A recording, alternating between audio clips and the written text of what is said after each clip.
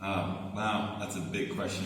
I think cashless society, like completely cashless,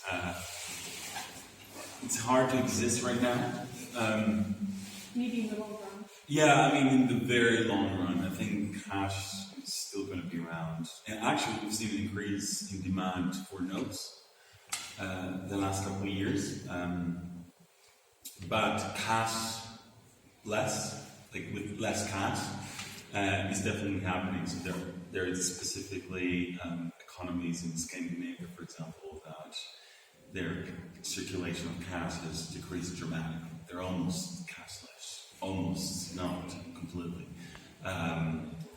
Cashless implies that you have obviously the infrastructure which exists, but you have complete inclusion into the system, because if you have people excluded who only use cash and then cash is not accepted, they have a problem because they're excluded from the economy, and that's never going to happen. Also, cash, you need to remember, is the last frontier,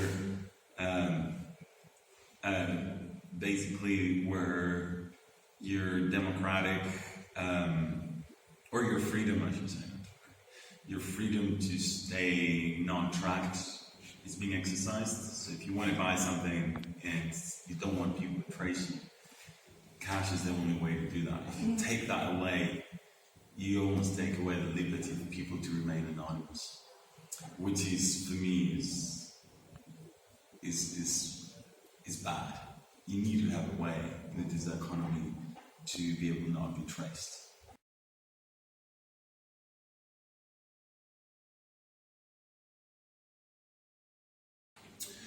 Oh wow.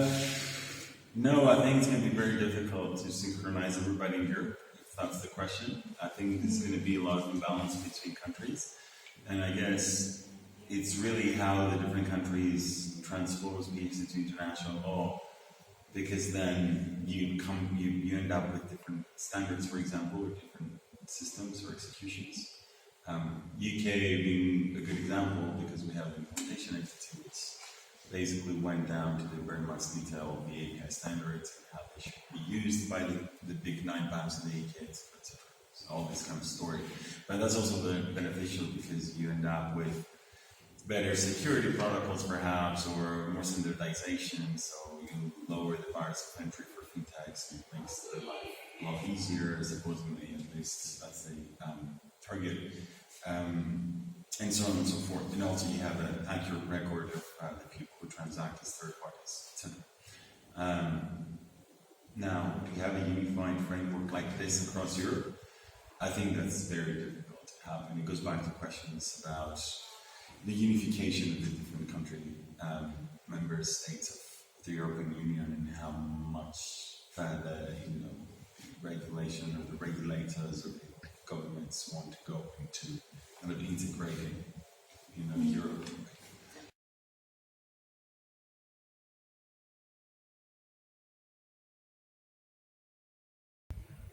So the fact that you can share your data seamlessly, it's not bad. The fact that you have control of the data is key here, right? So if you have open banking, that doesn't mean that the default position is that you share your data. You have to give consent to share your data, right? So then you need to think what and how you share your data so far, because people share their data, but they share it in different ways. So you go to a website to book an insurance or buy a mortgage, they will again ask you for all this data, and you'll have to type it in to your website, the provider's website. Now that's more risky than having an API from your bank and consenting to share your data through a secure API connectivity, right? But it's misunderstood. People think, oh, for banking, they want me to share my data, but we already do that. It's just that we don't really account for it because we do it ad hoc, right? So you want to get insurance, you go to the website, endless typing in data about your status, where you live, address, how much money you make, you know whether you're married or not, or whatever, right? So now all this data could be communicated through an API securely. That's a way more efficient, secure, cost-effective way of doing it, etc., etc.